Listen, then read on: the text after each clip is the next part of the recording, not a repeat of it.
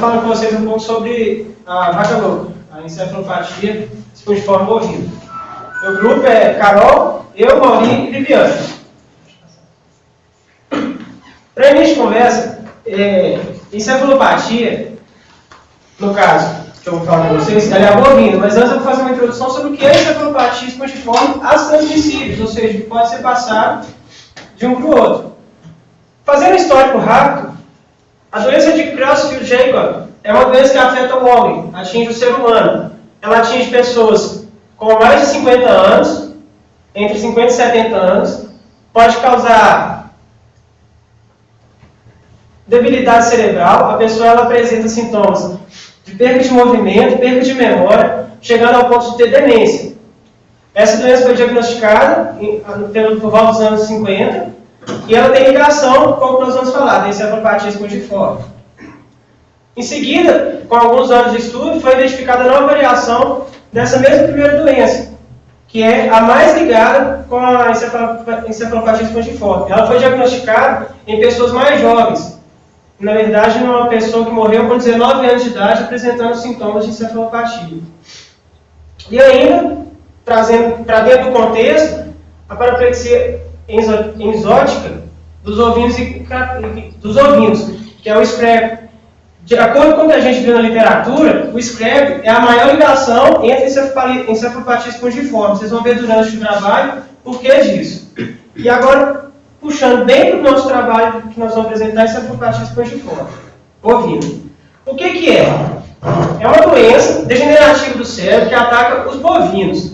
Ela tem longos períodos de incubação. Isso quer dizer o quê? Ela demora a mostrar os seus sintomas. São no mínimo 5 anos para essa doença se apresentar, para ela mostrar sintomas realmente do que ela é. Esses sintomas atingem de forma a causar nervosismo, reações exageradas, estímulos externos de locomoção. Essa locomoção você percebe no animal na parte traseira dele, ou seja, na parte pélvica. E os sinais clínicos incluem, além desses sintomas visíveis, a diminuição da produção de leite e a perda de peso. Um histórico da encefalopatia espongiforme bovina, a vaca louca. Eu vou falar só a vaca louca porque encefalopatia espongiforme bovina está difícil. Em 1986, a doença foi identificada e em animais de 3 a 6 anos. A ocorrência primordial dela foi na Inglaterra e na Grã-Bretanha. A primeira vez que foi identificada. A carne britânica ela foi proibida de ser vendida durante um tempo. E em 1990, o ministro da Agricultura daquele país foi na televisão com a filha dele e comeu carne do boi de lá, dos bovinos de lá, para mostrar que a carne estava pura e limpa. E em 1995, ocorreu a primeira morte da doença de Creutzfeldt-Jakob, que é aquela variação que eu falei anterior, da CJD. E o governo britânico, em contrapartida, com tudo que estava acontecendo, disse não tem nada a ver com a doença da vaca louca. Em 1996, o governo britânico volta atrás e anuncia a ligação da vaca louca com a VCJD. Isso causou um rebuliço muito grande no mundo, pois a partir daí os estudos começaram a se focar de forma a entender o seguinte: qual a ligação que tem essa doença com a doença que o ser humano tinha. E em 1996, 4,5 milhões de animais foram sacrificados para prevenção, isso naquele país. O que acontece?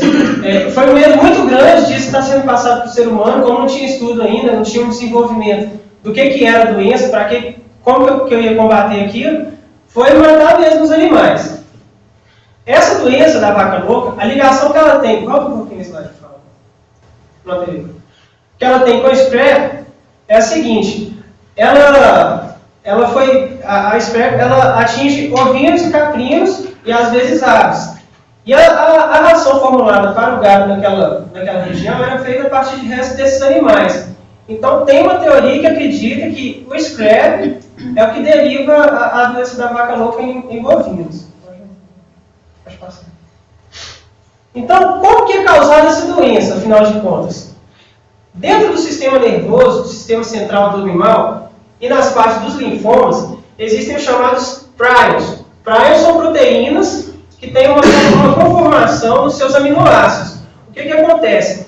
A doença da vaca louca é causada por uma proteína que se modificou. Ela se modificou, em algumas teorias, através da inserção de alimentos como restos de animais caprinos, que acredita que o scrap é essa variação do prion no boi. Então, o que acontece? Ele é extremamente, ele tem uma conformação dentro do cérebro do boi, dentro da parte do sistema nervoso central, e quando ele entra em contato com esse prion é um infeccioso. Ele se junta com o outro, e esse outro prion que é modificado, ele transforma isso daqui no mesmo. Então, ele forma um dímero do prion PRPSC. O que acontece? O prion natural, o prion normal que já existe, é uma proteína que se degrada facilmente, e essa degradação libera os aminoácidos para serem metabolizados pelo organismo. Já o prion infeccioso, ele não é degradado pelo organismo. E o que acontece? Como é degradado, ele vai se acumulando. Esse acúmulo ocorre no cérebro, dentro das células cerebrais, causando a degeneração do órgão, no caso o cérebro.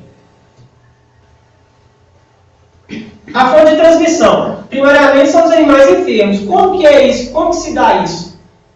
Os animais, naquela época, ainda durante um tempo, eram alimentados com o resto de animal. Era feito farinhas de carne, de ossos provenientes da carcaça, cama de aviário, restos de suínos, dejetos de suínos, para a alimentação desses animais.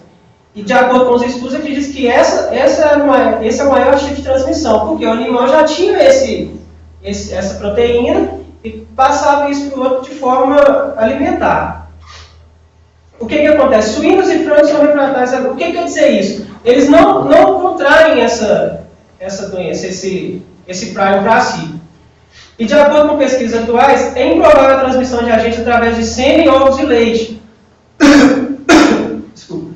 Ou seja, não pode ser passado de mãe para filho.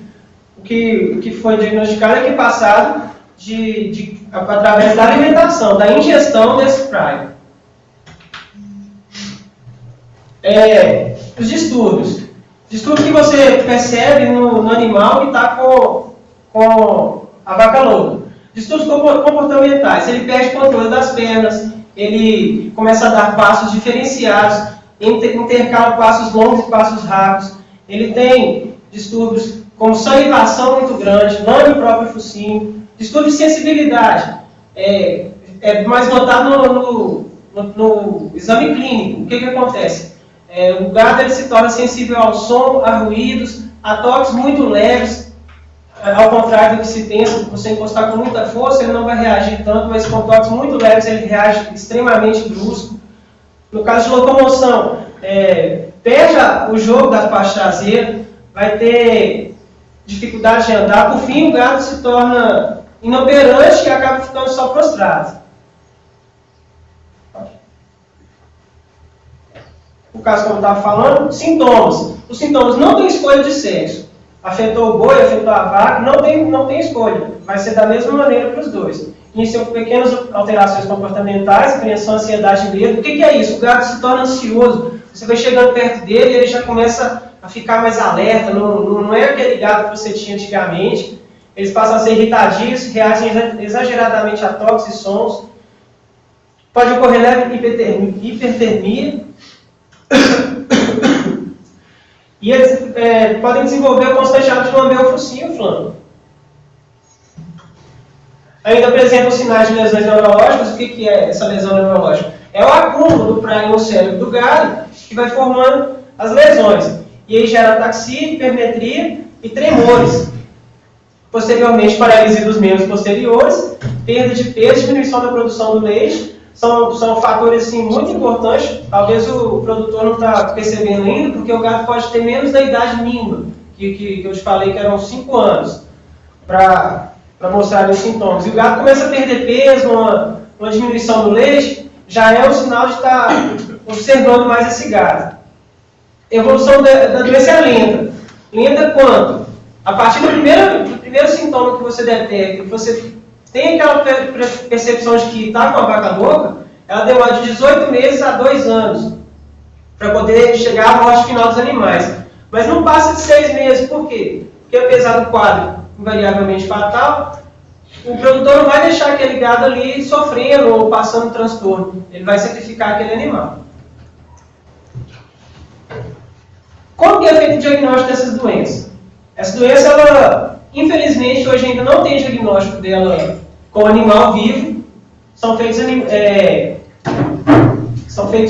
assim, para prevenção não. Quando o animal já apresenta sintomas, eles observam sinais neurológicos e tudo aquilo que eu já falei antes. Mas a partir do momento que o animal está com aqueles sintomas, eles sacrificam eles partem para o exame histológico, que é o aspecto espongiforme, vai observar o quê? O cérebro do boi, ou da vaca. Técnicas especiais de microscopia eletrônica e imunohistoquímica. Então, não tem conhecido internacionalmente um exame do animal vivo para falar, ele está com isso, ele está com a vaca louca. Porque a partir do momento que ele apresentou aquilo, o produtor já não quer correr risco, já elimina logo. E são realizados exames laboratoriais com a amostra do animal, devidamente coletada por médicos veterinários. Aqui uma imagem que mostra o esquema de corte do cérebro, onde um apresenta a formação espongiforme, porque ele foi afetado, e aqui um normal, que não estava com a doença. O que acontece? As lesões macroscópicas diretamente relacionadas à doença, elas são visíveis, são bem visíveis mesmo, mas requerem que para confirmação seja feito aqueles 2 exames que eu falei antes. Pode passar. O que acontece? Esse exame, o exame histológico, é a observação do tecido em microscópio, para poder observar as lesões dos animais. A partir daí você já pode ter um pré-diagnóstico daquilo ser realmente. E vem o histoquímico. O que é o exame histoquímico? Para várias doenças é feito dessa maneira. É um método de análise do tecido de microscópio, buscando identificar características moleculares da doença. E ele é muito mais preciso. Ele individualiza melhor as partes que você está examinando e pode até gerar um tratamento provável caso exista. Aqui uma visão de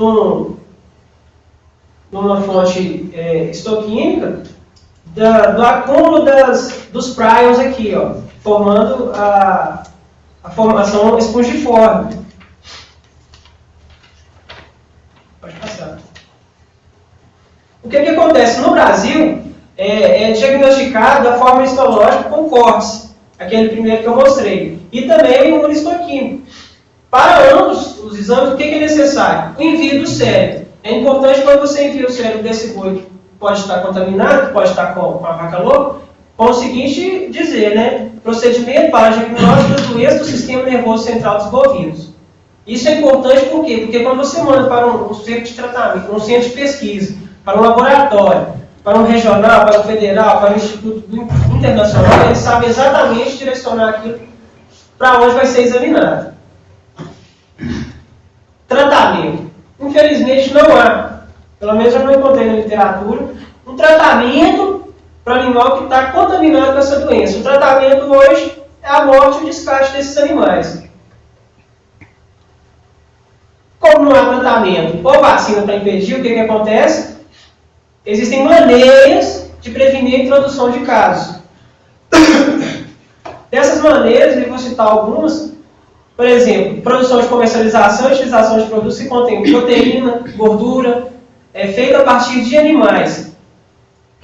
Não passar isso para os animais que você tem na sua fazenda é importante por quê? Porque desde que fez os estudos, acredita-se que através dessa alimentação feita com restos de animais foi passado. O que acontece? Na Inglaterra, esse uso foi banido em 88 e no Brasil em 1996. Por causa desses estudos que foram levantados, acreditando que é através dessa forma que é passado.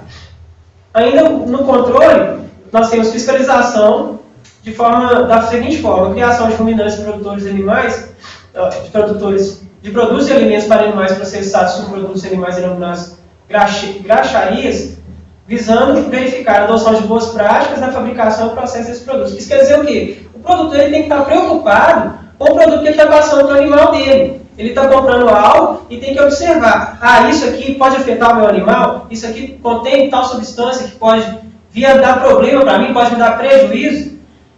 e entra também as restrições de alimentos para animais de forma seguinte. É esse controle principalmente da entrada de restos de animais na produção de alimento. Ainda tem o controle de trânsito de animais no Brasil.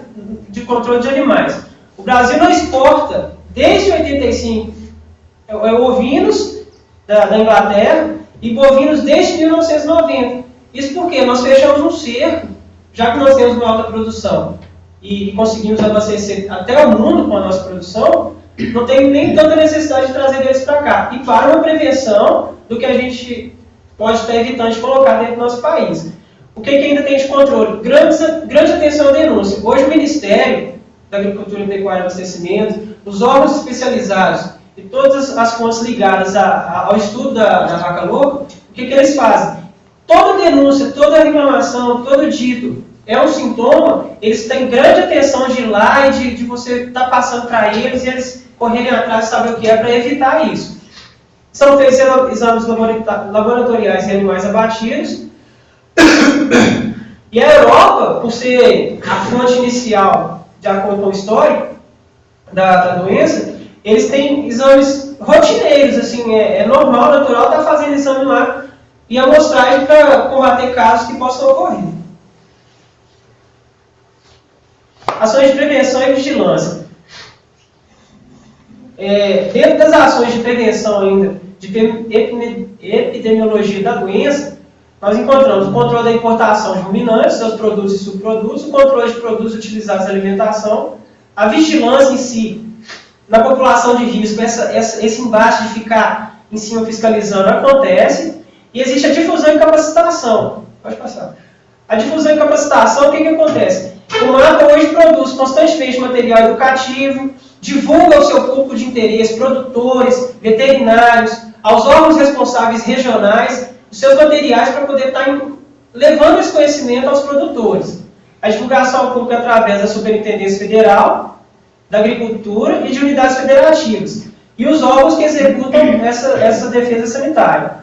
Ainda ocorre treinamento e capacitação dos profissionais envolvidos de prevenção e vigilância da doença. Aqui nós encontramos países que fazem esse controle. Existem dois tipos de controle. Existe o controle insignificante, o próximo que eu vou mostrar. Dentro dos insignificantes, o que classifica um país com risco insignificante? É um país que teve um caso, ou dois, ou poucos casos. São casos que foram controlados, que não apresentaram mais, e para esse controle, para você ganhar esse insignificante, eles fazem vistoria durante muito tempo, a partir do momento onde você apresentou o caso. Mais na frente eu vou falar sobre um caso que aconteceu no nosso país. Pode passar. O Brasil está nesse, os insignificantes. Os riscos controlados são os países onde acontece realmente, existe a doença, principalmente europeus, que apresentaram esses casos durante uma constante linha do tempo, mas eles vão controlando, aparece o caso, eles vão tirando, mas são países onde a restrição de compra chega a ser maior por causa deles serem esses controlados. Aqui uma distribuição geográfica dos casos confirmados desde 1989. Uma boa área da América, no caso dos Estados Unidos, o Brasil aparece, e aqui na Europa alguns países também, e aqui assim. Esse mapa ele é da Organização Internacional de Controle de Doenças de Animais, e eles atualizaram ele há pouco tempo. Acho que eu peguei de 2010 esse daqui. Um caso no Paraná.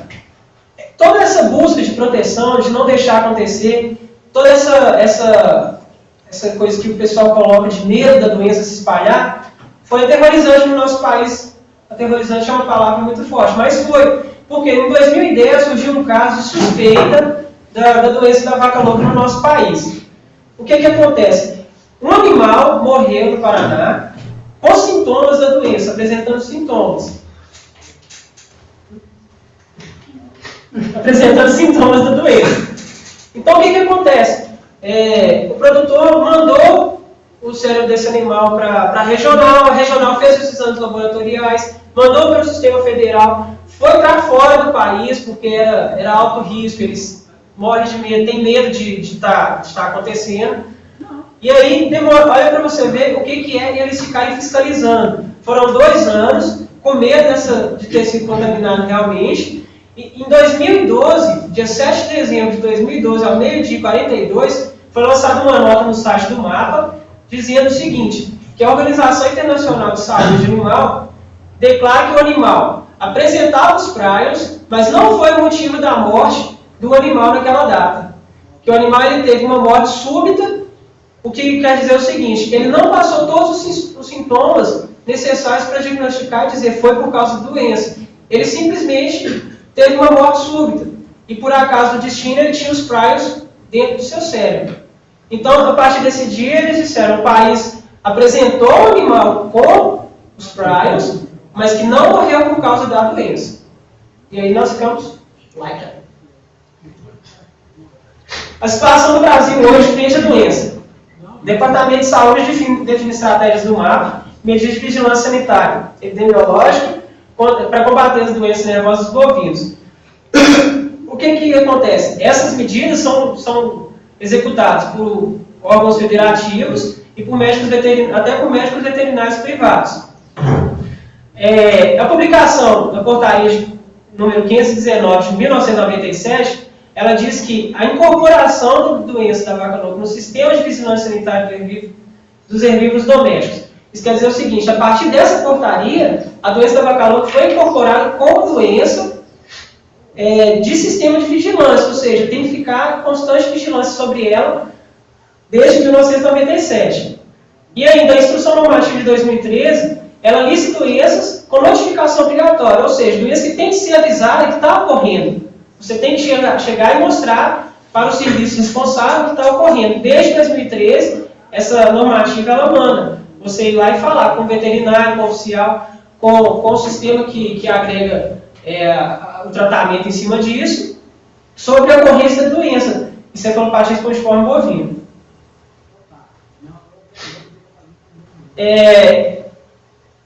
A vigilância específica para a doença de encefalopatia no Brasil, especificamente a vigilância para ela, vem sendo executada desde 2001.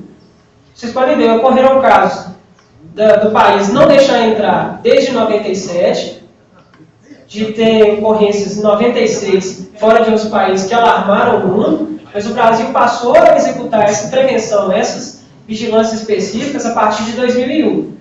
E o que ocorre a partir dessa vigilância? Os países que mantêm, a partir dessa vigilância, desse controle que nós temos, os países que mantêm comércio com o Brasil, eles consideram as garantias oferecidas pelo nosso governo sobre bovinos importados enquanto a estabilidade do sistema de vigilância, um risco de importação desses produtos desprezível ou insignificante. Ou seja, é muito importante que, apesar de ter sido desde 2001, o nosso país tenha feito essa vigilância, essa específica vigilância, para garantir hoje um risco desprezível e insignificante reconhecido pelo povo de fora, pelo exterior. Desde 97, obrigatória a notificação suspeita de doenças nervosas ruminantes. E dentro dessa obrigatoriedade, tem os riscos definidos. A partir desses riscos é que se faz. Os riscos definidos são, eles têm que avaliar ruminantes domésticos com distúrbios nervosos ou doenças depauperantes, bovinos acima de 24 meses e caprinos acima de 12 meses com resultados negativos para a raiva, obrigatoriamente, bovinos e ovinos caprinos destinados a abate de emergência matadora, que chegam mortos ou matadouros, ou que morrem durante o exame, antes-morte, e bovinos importados de países de risco. Todos esses entram na parte de fiscalização e vigilância constante. Então, toda a amostra encefálica das categorias acima são enviadas a laboratórios do MAPA para teste das doenças encefalopáticas transmissíveis, sendo essa coleta feita por um veterinário. Forma de prevenção. Não fornecer aos ruminantes proteínas de origem animal, inclusive de aviários, resíduos de suínos, farinhas e qualquer outra forma de alimento que contenha proteínas de animal. Antes de alimentar o animal ruminante ou outros, com ração concentrada de suplementos proteicos, conferir o rótulo do produto para ver se não diz o uso proibido de animais ruminantes, por causa desse controle. Em algumas embalagens vem constando isso daqui. Caso você prepare ração concentrada você mesmo na sua propriedade, tem que ter certeza de que não está misturando alimentos com restos de animais para ruminantes. Manter alimento controlado separado para não haver risco de contaminação no transporte, na armazenagem, na pesagem e no próprio posto dos animais. Aí, nas formas de prevenções, manter sempre o comprovante de notas fiscais de aquisição de rações concentradas. Isso porque, se der algum problema e você utilizou somente aquelas rações, você pode, de alguma maneira, entrar na justiça e tentar se ressarcir daquele objetivo. Como disse, se você for notificado pelo governo, você pode mostrar de onde veio, até mesmo para essa ocorrência ser levada mais adiante e prevenir para que aquela ração contaminada não seja passada para outros produtores.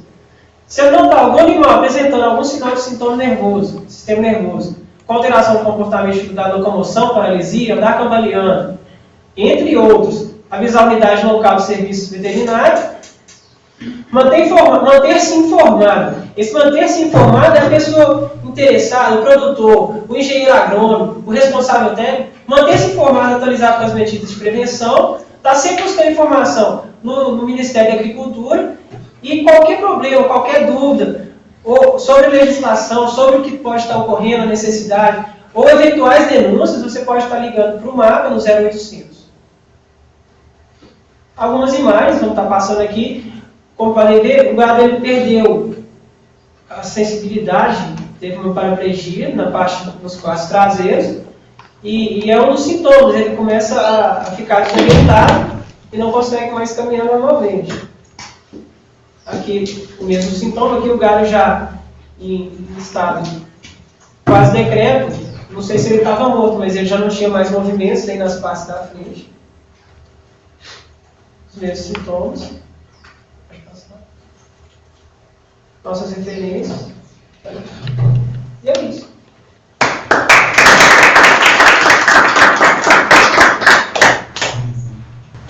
Perguntas? Cláudio, tem só uma colocação, até uma